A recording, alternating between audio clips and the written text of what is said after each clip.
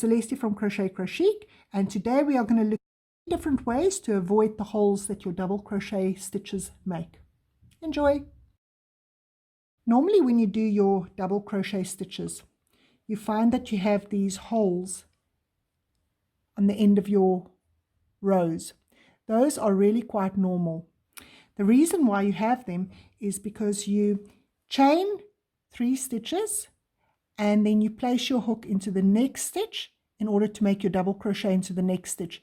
So it creates this hole because when you come back, you have to remember to place another stitch into your chain stitch.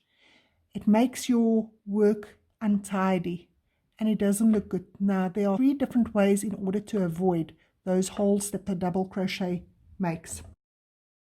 The first way of avoiding the holes in your work when you do your double crochet is to start with a standing double crochet. So if you don't know how to do a standing double crochet, you start with the slip knot on your hook and you yarn over. Now just hold on to your tail so that your slip knot don't spin around your hook.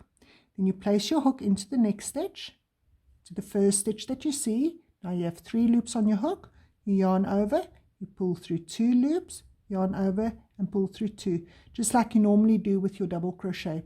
But now instead of your first stitch being chain stitches, your first stitch is a double crochet.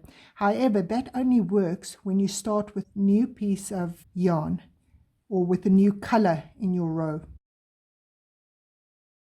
If you are starting your row and you're already attached with the same color and you don't want to start new with a new standing double crochet, what you can do is you can start with a single crochet. So you do it exactly the same. You have your loop on your hook, you place your hook into the very first stitch right next to where that comes out, like that.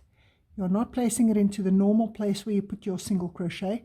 You place it into the very first one right next to where your chain is coming out, and you yarn over and you make a single crochet and you chain 1 stitch. So when you do that, you have a single crochet with 1 chain at the top.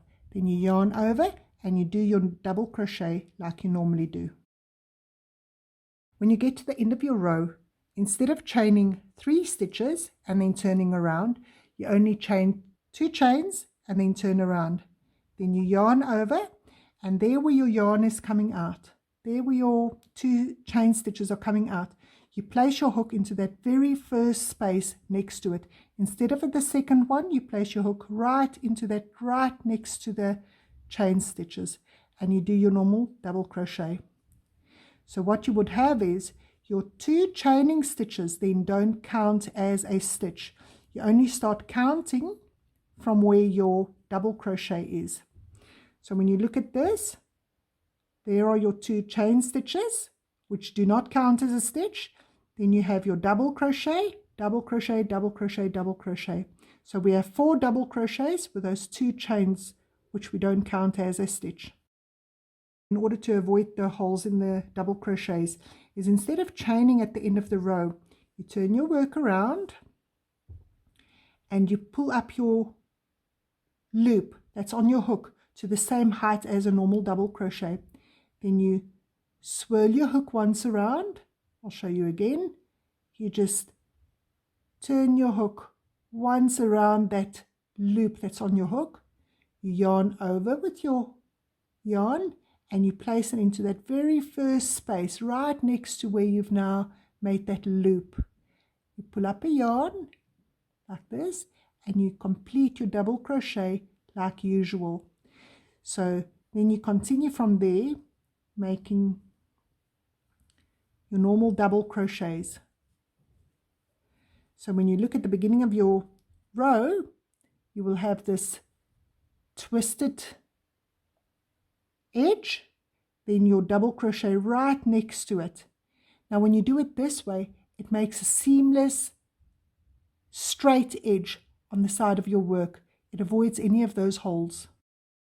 If you found this video useful, please remember to subscribe to my channel.